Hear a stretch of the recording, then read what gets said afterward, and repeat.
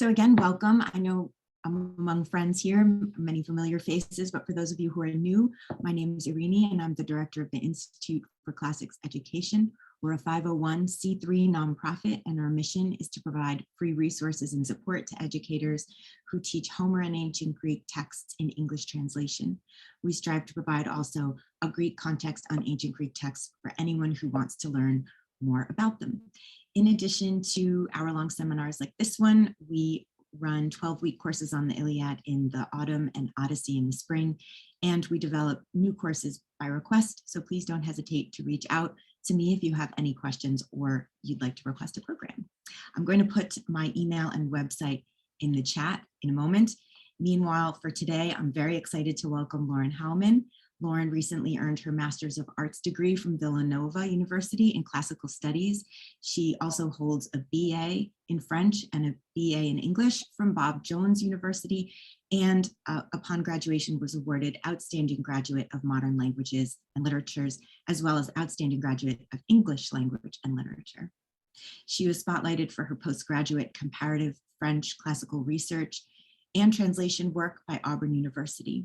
She has various interests, but her primary research focuses on the intersection of classical and biblical texts, the development of cult symbols in ancient to classical Greek literature, ancient Greek philosophy, and classics reception in the centos of Proba and Eudocia. Thank you so much, Lauren. Very excited to hear your talk today. I'll turn it over to you now. Thank you very much, Irini, and thank you for having me back. I'm very excited to get to speak here again, and also to be speaking about Eudocia, who, of course, is a very dear Homeric lover, like most of us here today as well. So today we will be focusing on the genre of the Cento and the specific Homeric centos written by Aelia Eudocia Augusta. And so she is going to be a Byzantine empress who is receiving Homer in the late antique period, and she's going to do so by carving, or not really carving up the text, but restitching the different texts of the Odyssey and the Iliad into new lines to compose a story that both honors her own history as well as her faith and her own personal journey. So we'll be looking at, just to begin with, this passage that comes from the very beginning of her Homeric centos. And it says, it begins very much like an epic. Hear me now, you countless tribes of men who inhabit this land, all you who are mortal and eat food on the earth, and as many as dwell facing the east or the west, and those dwelling towards the murky gloom, when I say what my spirit and my breast bids me, so that you might have sure knowledge of both God and man. Now, this reads very flawlessly, very seamlessly. It sounds very much like what you would expect of a traditional, almost Homeric invocation or beginning of an epic work. But as you'll see, as beautifully as this flows, each line comes either from the Iliad or the Odyssey. And we have here on the left, the first line comes from Iliad 17, and then the O represents the lines that came from the Odyssey here. So what's interesting about her invocation is the fact that there really isn't an invocation in this invocation. She says, hear me now. She's talking directly to a specific audience, but she's not invoking a specific muse. However, if you look here at the line from the Iliad, which says, when I say what my spirit in my breast bids me, there's the implication that she has already received the word from the god in the way that we might expect a type of sibyl to have. It's almost set up as if she were a kind of prophetess who has received this word and is now declaring it to us. And that is very appropriate for her, because she is someone who has already converted to Christianity, and she is taking these lines and she is using them in a new context. So she's not invoking a specific muse, but she's someone who in the Christian mindset has received the Holy Spirit and is now going to be sharing her version of events and of Christ's life through these Homeric lines. So she's specifically like a rhapsode taking the stand in the midst, someone who already has their message pre-prepared, who already has the revelation in her breast, and she's saying, hear me now, you countless tribes of men who inhabit this land. So from the very first line, we see she's dealing with countless tribes, meaning that she's addressing multiple audiences here.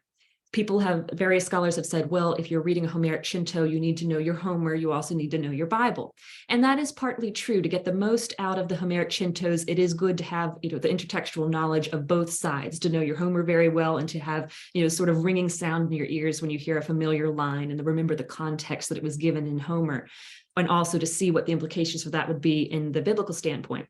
But really, as she addresses countless tribes, it can be for a secular or a Christian audience. It doesn't have to be limited in any aspect because she's addressing everyone here. So there are scholars that will say, oh, it was pitted completely at a secular audience. Oh, it was pitted completely at a Christian audience. Really, she's addressing everyone. And regardless of your position in life, you can enjoy her centos because they really are a phenomenal feat of quite beautiful craftsmanship here. But before we move on, I do want to look at this final line here in her invocation so that you might have sure knowledge of both God and man. Now, this is a stock phrase that is coming out of Homer, and people have translated this differently. I like that Usher says quite literally both God and man. There are a couple other translations of this one line that will suggest of the one who is both God and man, to reflect the Christian duality of the incarnation, that Christ is the God-man. So there is that influence that can definitely be read in there from a Christian perspective. But if we look at the Iliad passage, this is Iliad 5, which if you remember, in Iliad 5, that is where you have Diomedes, and he's going out and under the auspices of Athena, he has been given the special gift to be able to identify who is a god and who is a mortal on the field of battle. So in this way, she's able to bring us the context of what Diomedes was doing and translate that idea both to reflect the duality of Christ, as well as the discernment for someone reading these centos to see what are the things of God, the biblical context that she's using, and what are the things of man, the Homeric text that she's using. So it's quite an intertextual coup de grace that she's using here. It's really amazing, all the things that she combines into one small passage. Now, before we get into what her actual centos look like beyond the little passage that we've seen so far, I want to talk about some editions that are available. The original only edition that used to exist, the 1897 edition, was by Ludwig, and that had been published through Teubner. And that was really pretty pathetic because Ludwig himself got tired of his work, and he only had about 470 lines of the 1943 lines that he was supposed to be collecting there. And it was a very corrupted collection of centos by multiple hands. It wasn't just Eudocia's cento that we know and love, or hopefully will know and love by the end of this session. It was something that had been corrupted by people beyond the time of Eudocia who had added in their own centos, taken out some of her centos and changed it. Now, the updated and preferred version, which thankfully Teubner has reissued and shared, is this version in 1998. So about 100 years later, we get the most accurate manuscript, which Usher himself was able to view in person in a monastery near Yveron. Now, this replaced the Ludwig edition, like I was saying, and this is considered the standard edition. So everything that I pull today will be from this edition.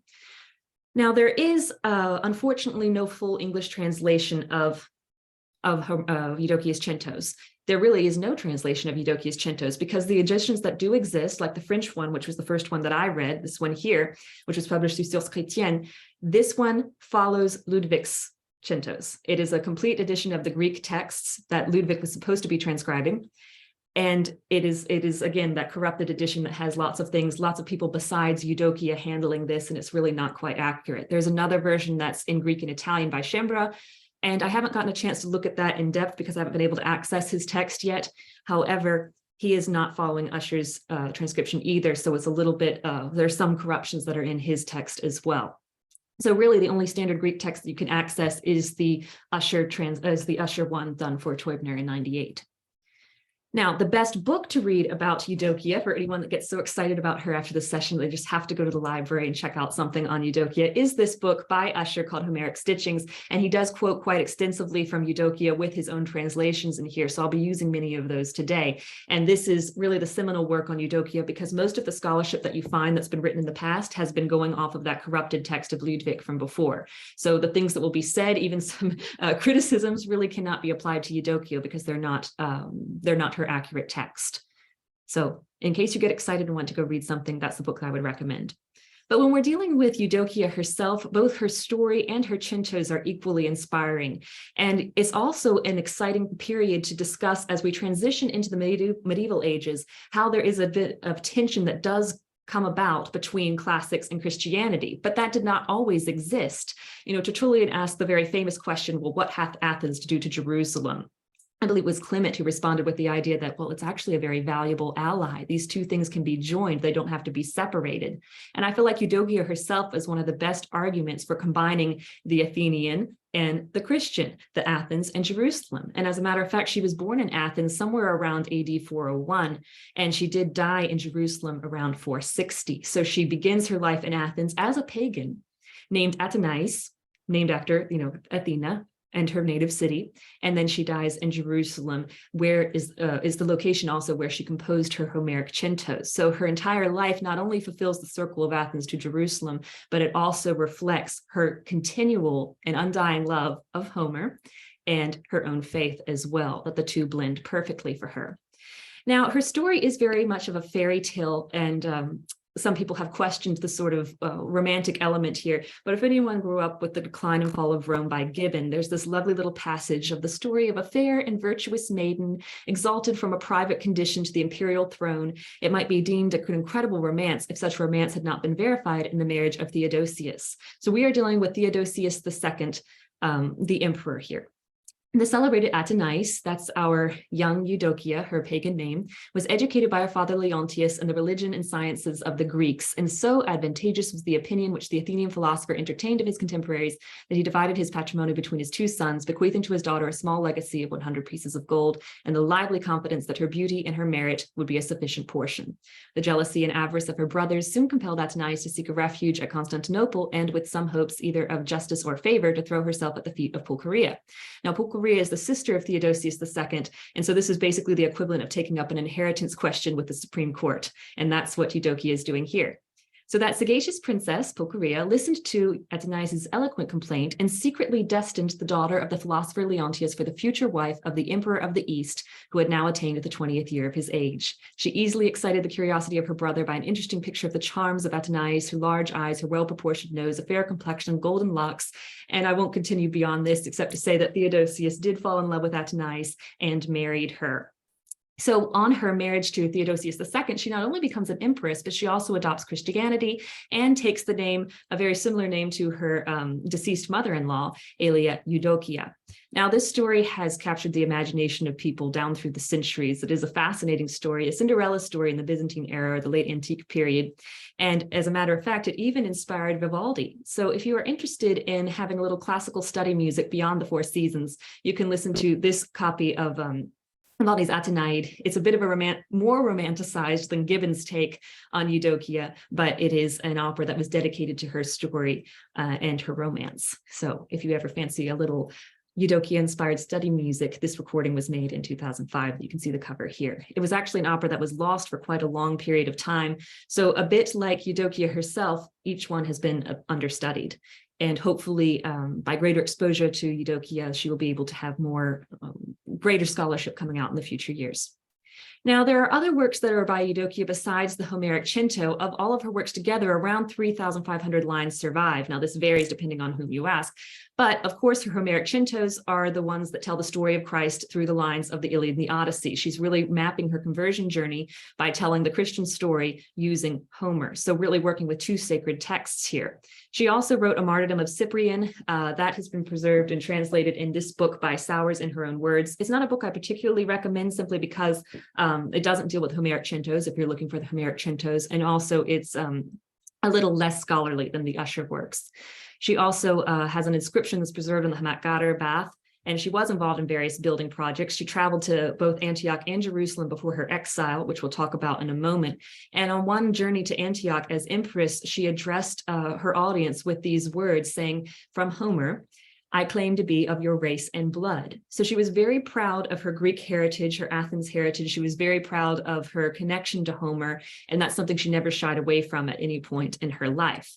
So she does travel both to Antioch and Jerusalem in her early years as empress. She also endorses a lot of building projects. We're not going to be discussing those today because we want to focus on her Homeric centos, but also there are other works that did not survive. So what has survived are the Homeric centos, the martyrdom of Cyprian, and of course the inscription of the bath of the Hamat. Some works that didn't survive are a verse paraphrase of the Octateuch, so a summary of the books from Genesis to Ruth. Also a verse paraphrase that she did of Daniel and of Zechariah. Now, Photius actually claimed that these were just as beautiful as her Homeric centos. So it's really a pity to history that these didn't survive. And I would love to, if you could pull one of the texts that didn't survive, I would really love to get a look at her Daniel and her Zechariah. And the reason I bring out these in particular to remind us is the fact that these works demonstrate that she has a close knowledge of biblical types and symbols. And this will be important for us as we interpret the Homeric centos as well. So most of the scholarship that exists when it looks at the Homeric centos will focus on, okay, what is the source text of this line in Homer, and how does that line or how does that source text inform the situation or the context that she's looking at in the biblical story. So it'll be all connected through Homer, which of course is a wonderful way to do scholarship on Eudocia. However, the fact that she did have such a close knowledge of the Old Testament demonstrates that she is very well versed, not only in Christian symbols, but in Jewish historical symbols. So if we think about the book of Daniel, the first half is narrative. We think of Daniel and the lions. The second half is all visions and symbols. Zechariah is almost completely visions. So both of those works together. In fact, Zechariah is the minor prophet that gets most quoted in the New Testament. However, both of those books, Daniel and Zechariah, contain symbols that later on got used in medieval Christianity for various types of Christian topology. So we can see her working on three levels when we look at her Homeric Cento. She has the knowledge of pagan symbols and cult symbols that existed in Homer and in the cults that arrived post-Homer, because remember, she's a late reader of Homer. So things that when we think about the different cults that might have popped up in Athens and different places that she would have been very familiar with growing up, as well as she's very familiar with the Christian typology and Old Testament symbols. So she's working with Jewish, Christian, and Greek pagan symbols, and she's combining all of them, in my opinion, seamlessly when she writes her Homeric centos. But we'll look at some examples of that in the second half. Now, what is a cento itself? This is a genre that is really understudied. It gets a little bit of press here and there, but it hasn't been as well looked into as it needs to be. And this is a definition that comes from Usher, and I think it's one of the best definitions I've come across. A cento is a patchwork quilt. This Latin loanword, derived from the Greek kintron, meaning goad, prick, needle, and thus metonymically a piece of needlework, is first used as a metaphor for speech by Plautus in the proverbial phrase "Cantonus sarciri," which Erasmus glosses in his adagia as "Simonis mendacius exflere," roughly our English, to spin a yarn. So this word cento means a prick, a needle, a goad, something that's sharp like a needle, something that you can stitch together different passages from different works and create something new. So the very definition of a cento is we're taking things from different passages and we are stitching them together. That's why it's called a patchwork quilt. That's why it is a cento. But this Greek word kintron actually pops up at a very significant moment in the Bible. So in Acts, we find the very famous conversion of Saul on the road to Damascus. And here, Saul, who has been a Jew, who's been persecuting Christians, he has this confrontation with the Lord, who reveals himself to him. And then he says, "Who art thou, Lord?" And the Lord said, "I am Jesus, whom thou persecutest. It is hard for thee to kick against the pricks." And this word prick is kintra, the same word kintron, the same word cento that we eventually get to describe the genre. Now, the genre of cento is not a Christian genre. It began in the pagan literature first, and I will discuss that in just a minute. But the fact that Eudocia is such an ardent reader of both her Bible and of Homer suggests that this moment, which is very iconic for Christians, this iconic conversion moment, is significant for Eudocia herself, because she, like Paul, has had a very significant conversion, and it affects her writings ever afterwards. So when we think about centos, this is not the earliest cento, but this is the kind of cento of centos by Alsanius, that it is a Virgilian cento called the cento nuptialis, or the cento nuptialis. And it's written in a very ludic style, and it is taken from half lines mostly of Virgil. And the proem of this cento outlines the rules for centonists. And this is what Alsanius says. He says, "A cento is a poem compactly built out of a variety of passages and different meanings, in such a way that either two half lines are joined together to form one, or one line and the other following half with another half. For to place two whole lines side by side is weak, and three in succession is mere trifling." And I'll show you what he means by this. Here's an example of his cento, and you'll see here by the little marks 2 and 3, you can see down here where it's glossed which passage from the Aeneid or the Eclogues that he is pulling from. Here we have a line, here we have a line, here we have two half lines. Here we also have a half line connected here. Each part where you see a little marking here, it's representing a half line that he's doing. He's using two halves of Virgilian lines, pasting them together in such a way to create a new whole line. So Alsanius's vision here for the ideal cento is one that is pasting half lines. That's his favorite thing to do. He thinks if you have two whole lines in succession, that's something that's bad. We'll see Eudocia do something quite different from Pausanias. She's not necessarily bound by his rules, and we'll see why in a moment. Now, like I said, the Cento is not a Christian genre by any means. It does get used by Christians later on, but it was firmly based already in the late antique period, because we have examples of a Homeric Cento not having to do with anything Christian by any means, inscribed on the foot of the Memnon statue in Egypt. There's also 10 lines on Heracles that gets quoted by Irenaeus. There's the Virgilian centos, such as the Pausanias one we just looked at, sometimes considered to be the first cento, though highly doubtful that it is. Hosidius Geta wrote a cento out of lines from Virgil to tell the story of Medea, and the Latin text can be accessed through Teubner as well.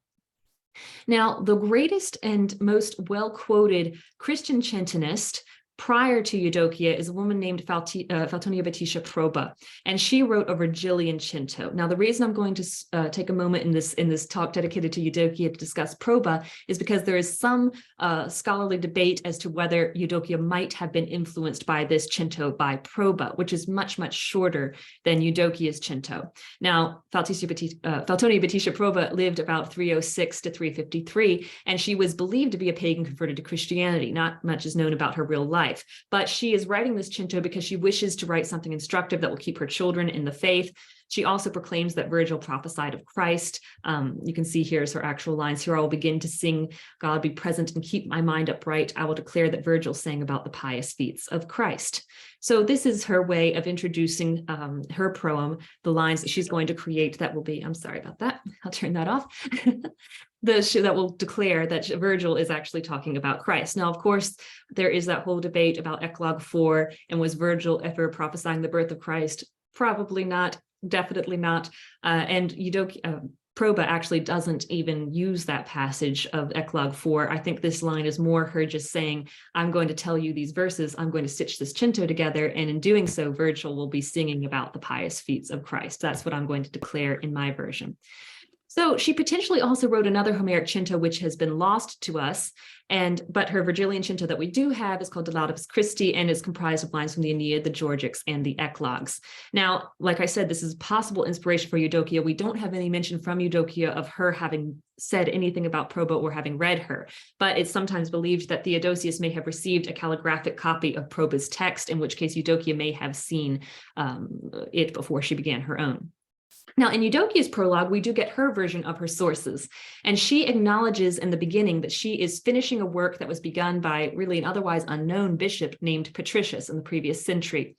Now, she describes his work as being half finished, and it was not a complete Cento, but furthermore, he had really bad lines that not preserve the harmony of Homer. And she very, very gently condemns his lack of harmony and, not honoring Homer and the brilliant bard and rhapsode that he might have been.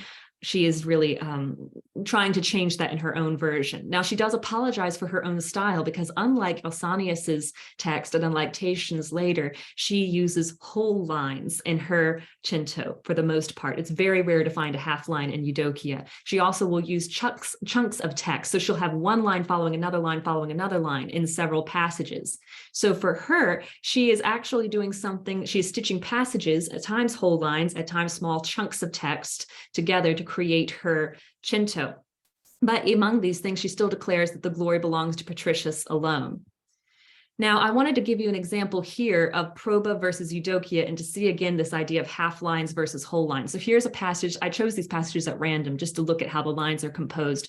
Here in Proba's Virgilian half line Cento, you'll see here how those division is made in between the lines. And you'll notice here on the side here, the first half of the line comes from the Aeneid 1, the second half comes from Aeneid 6. Here we have a mix of an Eclogue 4 and Aeneid 7. So there are lots of half lines that make up the Virgilian Cento here.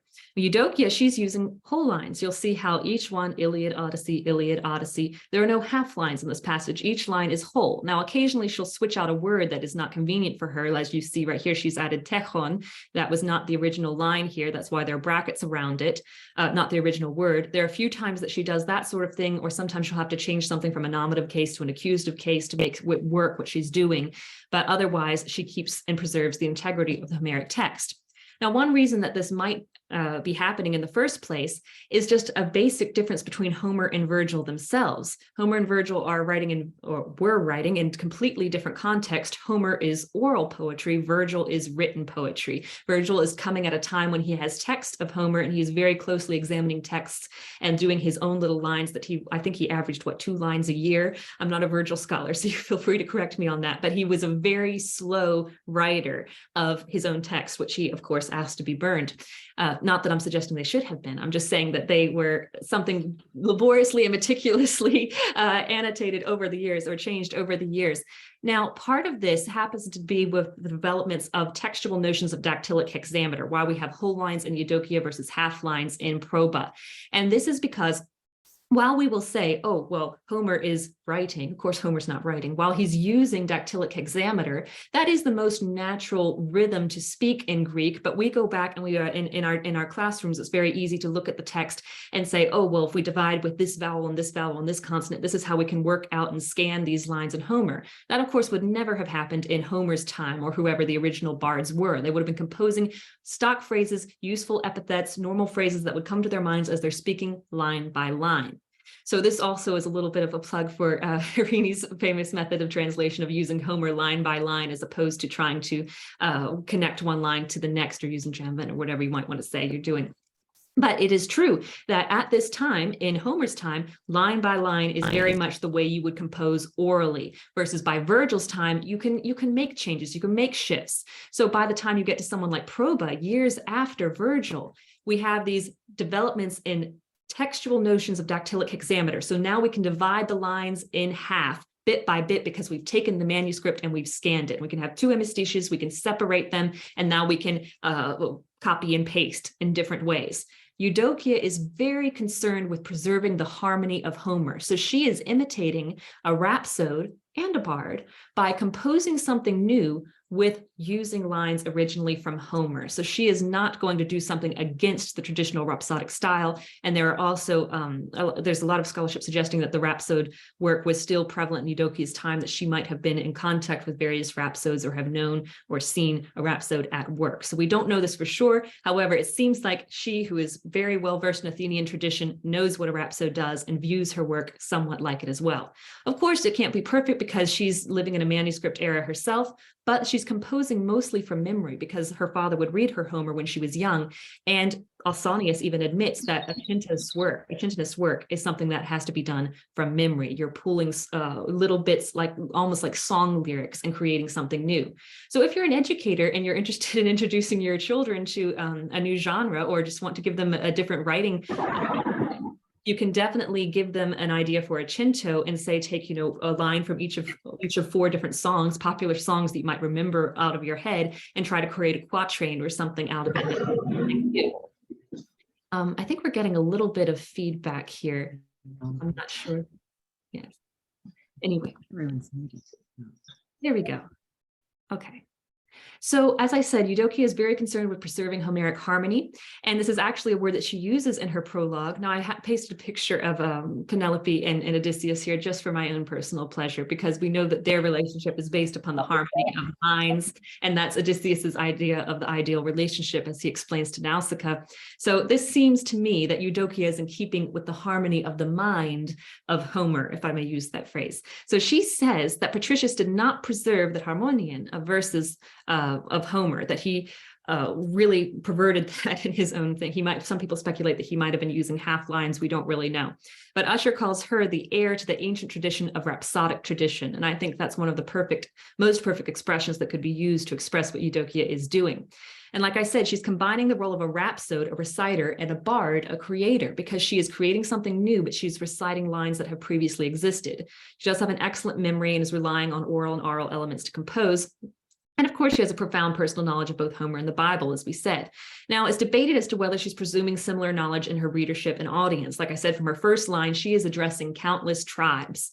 Now, to get the most out of the centos, it is really wonderful to have a good knowledge of both your Homer and your biblical tradition. However, that is not necessarily something that she is saying you have to enjoy these. There is a question too of an intent to perform, because there is debated the type of readership that might have existed in the late antique period. It wasn't all necessarily just private readership as we think of ourselves in the privacy of our own homes with a book reading silently in our head. There's a belief that there still existed reading groups where people would be reading, almost performing something out loud, even in small spaces. So we can imagine Eudocia possibly reciting these out loud with her retinue. We don't really know. Now, there is a little bit of anti-history of the centos, and this is part of the reason that we don't have a lot of work on centos today. It's because centos got cast aside very often. Jerome famously thought that centos were terrible, and he refers to a few people here, a babbling old woman and a driveling old man. Scholars have speculated if the babbling old woman was Proba, because he appears to be quoting her cento. Then people have also wondered if the driveling old man could possibly have been Patricius, because this is technically before Eudocia's handling. And in these passages that he cites, he's believed to be quoting Proba, but this line he certainly is not. So we can't really know or say, but Jerome definitely did not like the centos. He thought they were something that were destructive. But that's not really so. The centos formed a very beautiful role as what I like to call a kind of limbo. If you think about Dante in his Divine Comedy, how he creates a limbo for all the pagan poets, so they're not in torment, but they're existing in this literally limbo, liminal space. And in that way, he's kind of preserving a little happy space for the classics. Now, as far as the Latin centonists go, the Latin Christian centonists, not Eudocia, but someone like Proba, there was an edict by Julian in 362 against teaching classics in Christian schools. So the Christian centos, such as Proba's, were believed to be used as school texts as a way of slipping in the classics, but yet having an edifying narrative about, the Christian life. That this whole story doesn't really seem to apply for Eudocia, because she appears to be enjoying a much greater freedom for blending Christianity and Hellenism. At least she never backs down from her Athenian heritage, just like we saw at Antioch. She's like, I am of your race and blood. She's quoting Homer. She's excited about her Athenian heritage. That's something that she never tries to annihilate. And like I said, her audience is debated. Is it for Christians, for non-Christians? It appears to be for everyone. And that's what I like to suggest, that it's just very open for anyone to enjoy on any level. Like I said, the opening line suggests multiple audiences. And yes, the non-Christians can identify with the Homeric verses. The Christians recognize both the Homeric and the biblical if they're trained in both. And then there's some other passages here that I use to refer to similarities between her and Dante, which for time's sake, I'll just skip along. But they'll be there in case you want to read them later. Now, in Milton's Paradise Lost, there is a very famous scene coming out of Book 3 where there is a conversation between the father and the son about the plan for redemption. Now, it is believed that Milton was influenced by Eudocia's centos. At the very least, he did possess a copy of them. Which version, which redaction, I don't know. There is a lot of scholarly debate there about the different influence that he might have had from Eudocia and from previous Homeric centos. However, there is a very similar passage that does exist in Eudocia. Whether you are reading the Ludwig text or the Teubner by Usher, there is a passage where there is a counsel with the father and the obedience of the son. And it is similar to the conversation that we get in Milton. There is also belief that James Joyce had a possession of Eudocia's centos, and that in some way they reflected his, or they were a small influence on his Ulysses and Finnegan's Wake. There's a question about that. And if you're interested in James Joyce or Milton, I can suggest articles that would track Eudocia's influence on both of them, or bring them into conversation. Now, these episodes of the centos, and it's one of the reasons that Eudocia's centos are called centos plural as opposed to centos singular, and that's because there are several little episodic snippets that you can separate and perform any one at a specific time, much like the way Homer was getting treated by rhapsodes in a later period. So there weren't always just, we think of the 3-day festival where the Iliad is done completely over the period of 3 days.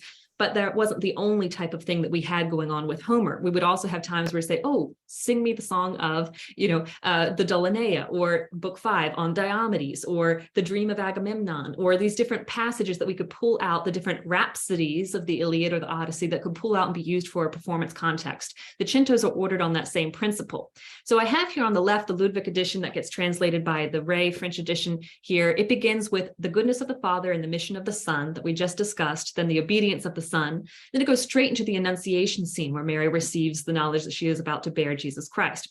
Then from that, it goes into how Christ being born, it will sort of do a flashback and show the creation of all things and work backwards and show you Garden of Eden, the serpent, the deceit, etc., and then pull you back into the main story and go through the New Testament, which both sections, whether you're following Ludwig or Usher, will be primarily based on the New Testament.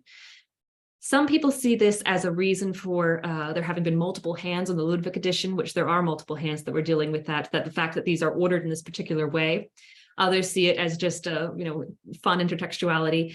However, in the Usher scenes, it's much more linear. It starts with the creation of the Garden of Eden, the fall, and then it goes straight into the advice of the Father, the obedience of the Son, and from there, the Annunciation and into the New Testament scenes. Now, as to what Eudocia actually intended here, if we're following Usher's ordering of the centos based on the text that he has found, then we will see the only parts of the Old Testament that get mentioned are the creation, fall, and then it goes into the plan for redemption and the Annunciation. Some people say that those original parts on the Old Testament were by the hand of Patricius. In any case, Eudocia composed 3/4 of the cento that we have of hers, and she edited all the lines of Patricius that existed prior to that. Other people will say she's trying to make a little nod to Proba, because Proba's cento has a very large emphasis on the Old Testament. But for me, I personally think that since she's written the Octateuch and the verse paraphrases of Zechariah and Daniel, she's putting this focus with the Homeric scenes fully on the New Testament, because this is the area that she hasn't written on as much before. So if we had her Octateuch and if we had her paraphrases of Zechariah and Daniel, then we could kind of put them side by side and see, here's the passages where she's dealing with the Old Testament, here are the passages where she's dealing with the New. And it makes sense to include the creation and Garden of Eden here, because we have to have the fall in order to have the redemption. So if we're going to be focusing on the redemptive New Testament gospel message, then she needs to have it set up, regardless of whether she's following Patricius or Proba here.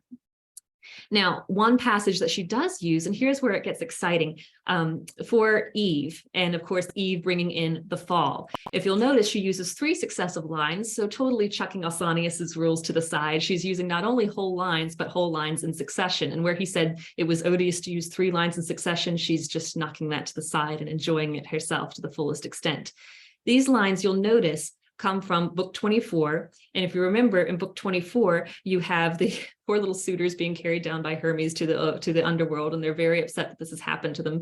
And of course, Agamemnon and Achilles are having a little chat about how things are going. And Agamemnon, no matter how many things go well for Odysseus, and even if Odysseus has the ideal wife in Penelope, he still wants to knock Clytemnestra a bit here and there because he's sad about what happened to himself. So these lines actually have to deal with Clytemnestra. They are, she destroyed her lawfully wedded husband, and the song of it will make men shudder. She has often also given women a bad reputation, even the woman who does what is right. Now, we know in the context of the Odyssey that Agamemnon is still just, I don't want to say pouting, but he's not happy about what happened with the destruction of the house of Atreus, whereas Odysseus is having a lovely time, having achieved his nostos and received his mental equal and mate in Penelope. So no matter how wonderful Penelope is, Agamemnon's still going to bash Clytemnestra. Now, in using these lines for Eve, both Proba and Eudocia have occasionally received a little backlash saying that, oh, you're anti-women, even though you're women writers. But really, that's not the case here, because earlier on, if I were able to show you the larger passage here, I'm sorry, we're still getting a little bit of feedback there. A little earlier in the passage, there's a reference to the word gastra in Greek, which is the stomach, but it's reflected in such a way to refer to the womb. And we know that Eve, the original curse that was put on women was that they would have difficulty in childbirth, but that's countered by the prophecy that the reconciliation and redemption of the world would come through the seed of the woman, which of course a woman has no seed, so it comes through the birth of a virgin birth, the prophecy of from Eve's line, the curse, from Mary, the redemption. So it's turned around and it fulfills the redemptive narrative that we see here. So it's necessary to have some lines like this that show the entry of the curse. And if we think about the fall of the house of Atreus and the fall of the house of, say, Adam, it's a good parallel to then get switched around by the time we get to the Annunciation. So it's not that Eudocia is bashing women by any stretch of the imagination. She does have some really brilliant scenes with women, as we'll see later on. It's just setting up the whole plot narrative for redemption, the curse that gets reversed quite literally, both in the gospel and in her own life here.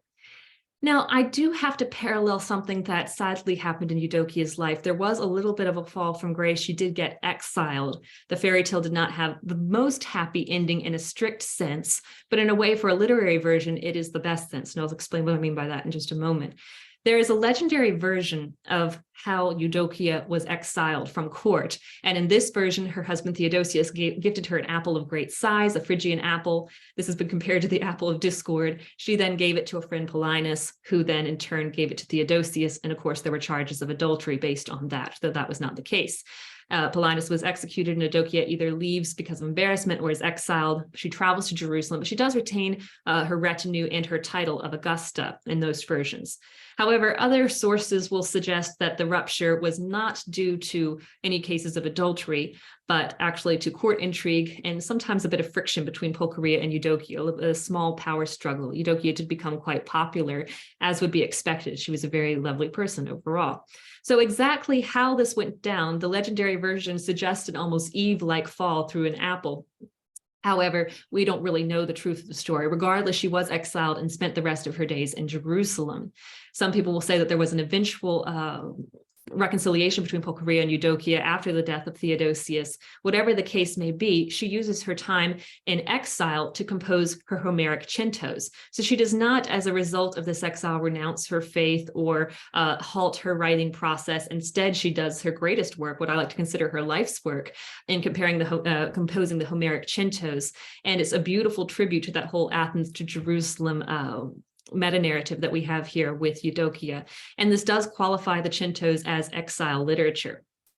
Now, here's a passage that Usher translates in his Homeric Stitchings book that focuses on the woman at the well and is set up in scenes of typical Homeric hospitality. So here we have a passage where the woman at the well is seen almost as type of a Nausicaa and a Penelope over the course of the entire Cento. And I'm not going to read all of the lines here, but it's set up along the general ideas of Xenia that we would see in a traditional Homeric episode. There is the meeting, there are basic conventions of Xenia, the idea of having a reception, a feast, because in this version, the woman at the well whom Jesus meets, she says, oh, well, I'm going to encourage my comrades to tell them everything. Come with me. They will honor you on par with the god. Stranger, since you speak pleasingly in our midst and are ready to display the skill which attends you. Stranger, when you come to our land and town, you will lack neither food nor drink. Many strong men, rich in cattle, live there, and they will honor you with gifts like a god. So she proposes giving gifts and honoring with reception and feast, which is very much what we would expect of Homeric Xenia. They're not lines that actually show up in the book of John,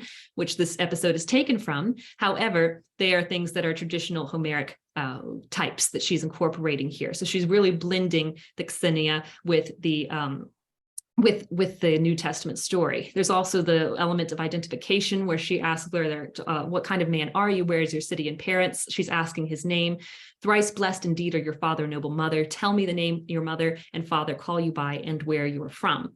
So these types of ideas that we think about, either the offer of food, then the question of identification, each of these stages that gets used in Homeric type scene are reflected here in her version. So she's not only taking lines to tell the story of Christ, she's also taking lines and reflecting traditional Homeric and Greek values in her own centos. Now, at the end of this episode, you'll recognize some very familiar lines that are taken from the Odyssey. And notice a couple of them are in succession. We have 2 lines each. They're set in succession. This is where the woman at the well, the woman who, of course, had a promiscuous past and who is given this gift of no condemnation really by Jesus Christ, and then is inspired to go out and tell everyone about this wonderful God-man that she has met and becomes a kind of evangelist here. We see these lines as she's bidding him farewell. She says, farewell, stranger, be sure to remember me when you reach your father's land. I was, after all, the first woman you ransomed. That's why I'll pray to you there as a god all the days of my life, for you have given this girl life.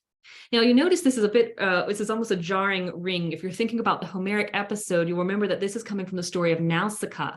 And remember, Nausicaa is the one who saved Odysseus, or preserved him so that he could enter the city and then get his nostos. And that she tells him to remember her. And then he tells her, I will pray to you when I get home as a goddess. Well, I wanted to show you this quote from Usher's Homeric Stitchings here, which shows exactly how Eudocia just plays with the wording here in order to get the desired effect. It says, before, it is the host who supplicates the visitor, with an Iliad line describing the weeping horses of Achilles in an earlier passage here. And though gifts are promised by the woman, like we just saw the woman at the wells promising to honor Christ with gifts and with a feast, etc., They are actually given, the gifts that are promised by the woman are instead reversed, given by Jesus in the form of a ransom. Now, where the verb porphiles, which in the Odyssey passage means you owe, it is used somewhat catachristically to mean here you provide. That is that this is the proper translation here is clear from an earlier line where the woman utters to Jesus the words of Odysseus to Nausicaa, and a clever grammatical accommodation of Homer's vocative to an accusative and apposition to the pronoun me makes the woman the beneficiary, as opposed to Homer, where it is Odysseus who owes Nausicaa the ransom of his life. So this is a bit of a technical analysis, which I apologize for not having had space to put up the actual Greek here as well. However, you can see how Eudocia is working. She's taking traditional types and she's just altering little bits here and there to reflect the story that she wants to tell. So instead of Nausicaa ransoming Odysseus or Odysseus owing Nausicaa, now it is the woman at the well who believes that she has been ransomed by Jesus Christ, and now she is praying to him as a god and has received new life. So I really think it's a little brilliant coup that she's worked out here to tell a new story and a story of redemption from a story that was similar but reversed in her Homeric counterpoint. Now, I'm not going to read all of these passages either, but I did want to show you after Christ has been crucified, the Marian lament that gets used here. The lines come from different passages in the Iliad and the Odyssey, and they reflect laments by Briseis, by Andromache, by Thetis, and by Anticlea, each very strong, interesting, fascinating women from both the Iliad and the Odyssey that are having key lament moments in the traditional Homeric texts. And all of those get combined to tell something about Christ. Now, it's interesting, the Thetis one, especially because in some late antique and early medieval periods, we do get an emphasis on Christ as a type of Achillean hero. A lot of times he gets compared to Heracles, but Achilles is also one of the heroes that Christ gets compared to in the later period. So to have a Thetis reference in here just seems even more appropriate. Someone dying at the prime, at the height of their moment, Christ being believed to die at 33, at the pinnacle, at the height of his greatest accomplishments, achievements. This is his moment on the cross. And since we're talking about the cross, as we're leading up to the crucifixion, this is a really brilliant moment where we have Roman soldiers compared to wolves and Christ referred to a sacrificial ram. So here's the passage. It says, on both sides of the palace, the perpetrators urged themselves on. They sprang forth like carnivorous wolves. And so I would liken him, that is Christ, to a fleecy ram who passes through a large flock of white sheep. He was, after all, by far the finest ram in the flock. So, of course, it would be logical to compare Christ to a ram, since the ram was the sacrificial animal in the Old Testament, in the Levitical sacrifices that would occur. There is also the type scene in the Old Testament in which Abraham is to sacrifice his son, his only son, the son whom he loves, a parallel for God sacrificing Christ. And yet, at the last moment, he is stopped from doing so, and the substitute for Isaac is a ram caught in a thicket. So the ram as the idea of the substitute, the death sentence being switched, the idea of substitution, all of these ideas are being hinted at here in Christ as a sacrificial ram. But on the Homeric side, if you look at this final line, he was, after all, by far the finest ram in the flock. This comes from Odyssey 9, and it actually is a reference to Odysseus hiding underneath the deer ram that was the Cyclops' favorite, as Odysseus is hiding and getting out of the cave, the Cyclops. And some people might take this to mean, by the source context, the idea of the dual nature of God and man. As we have a ram that is hiding a man underneath it, we might think of the human incarnation, the flesh of Christ that has the God within it. So there are lots of references throughout the Homeric centos that seem to refer to the dual nature of Christ. And as mentioned, there's also a slight hint of the Abraham-Isaac ram of substitution here. So it's, again, very fun to see how Eudocia is playing on both Christian types, Old Testament and New Testament ideas, as well as the original Homeric type scenes here. And I think it works beautifully.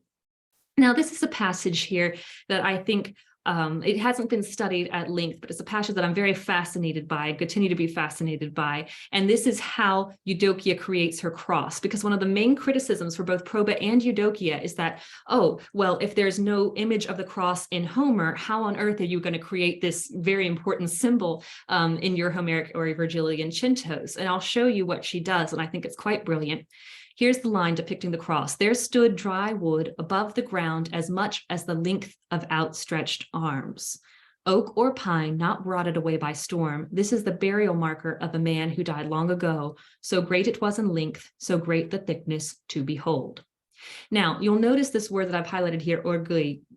Orgoi is often translated as something like fathom or 6 feet, but really, and the closest definition that it gets in the Greek is the length of outstretched arms. And thank you, Wendy, also for confirming my translation of these passages and for your suggestions along the way for this scene. So orgoi is the line that references the length of outstretched arms. And of course, that's an image that would be immediately significant to a Christian picturing Christ with his arms outstretched on the cross. Now, there are also 2 ritually significant funeral mounds that pop up in this scene as we're looking at the source text from the Iliad and the Odyssey. One is a stump marker in the funeral games of Patroclus, and that's why I chose this image here. You'll notice the marker that was being used as a turning point in the chariot race was also a funeral marker. And there's also one that's prophesied by Hector, which we'll look at in a moment. But for this first one, this burial marker, the stump marker in the funeral games of Patroclus, Naj identifies this stump marker as being a sign that's a tomb of the unnamed hero, and how it also becomes a sign of a hero cult. So it's both a turning point for a literal game and also a kind of quasi-spiritual turning point for those that are participating in this, and that might be reflecting a hero cult. Because in this passage, Naj interprets this funeral marker as doubling both for Patroclus, sorry, I'm thinking of Patricius with Eudocia, for Patroclus's funeral mound, and as a marker for the chariot race at his funeral games. So the pagan ritual significance here, if we're thinking about this as a marker of a hero cult, as well as a distinct marker, the physical marker that's being used in a double meaning in the Homeric text, then this pagan ritual significance would very likely have been known to Eudocia, who was raised very thoroughly in the pagan tradition. And she, growing up in Athens, would also have very probably been aware of numerous cult traditions surrounding Homeric characters and objects. She would have likely been familiar with hero cults. So the fact that Naj identifies this particular tomb marker with the hero cult, and that Eudocia then uses that to portray her own hero as she depicts the cross, I think is significant.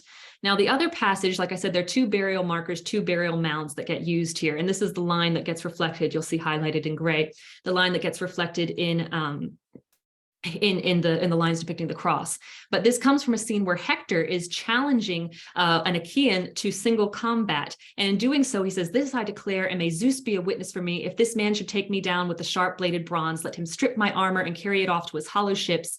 But he should return my body to its home, that in death the Trojans and their wives may grant me the due right of fire. But if I overcome him and Apollo grants me my prayer, I shall strip his armor and take it back to sacred Ilium and hang it in the temple of Apollo who shoots from afar. But him I shall return after death to his well-benched ships, so that the flowing-haired Achaeans may bury him and heap up a grave bound for him beside the broad Hellespont. And one day a man may say, even one of generations to come, as he sails past his many-benched ship over the wine-faced sea, that is the burial mound of a man who died long ago." So this burial mound is kind of a prophecy. It's not a burial mound that exists yet. Hector is standing not too far from the Scaean gates at this point near an oak tree, and he is prophesying of a burial mound that will exist. And in a way, it's also, if we think about the larger scale of the Iliad, he's speaking of either his or his opponent's funeral mound, a mound that doesn't exist yet, but he's really prophesying a death. And we know that his own death is the conclusion of the Iliad. In the burial mound, thus died Hector, breaker of horses, is the ending of the Iliad. We close with the image of Hector being buried. Now, the one other line that is used here in this 4-line depiction of the cross is a line that comes from the Odyssey when it says, "So great it was in length, so great in thickness to behold." This is a line referring to the stake that is used to blind the Cyclops. So we have the first 2 lines used to depict the cross. They consist of funeral games for Patroclus. The third line is Hector's prophesied funeral mound. And the last one is a description of the wood of the cross that is now taken from the wood of the pike that Odysseus used to blind the Cyclops. So this is significant because Odysseus is invoked in a passage surrounded by references to dying heroes. And the fact that Odysseus is singled out among Achaeans as a returning hero is itself suggestive because it hints at Christ's resurrection and eventual return.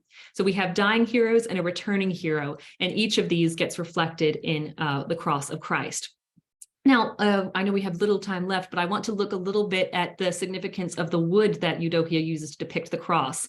I talked about the significance of orgoi in the outstretched arms here.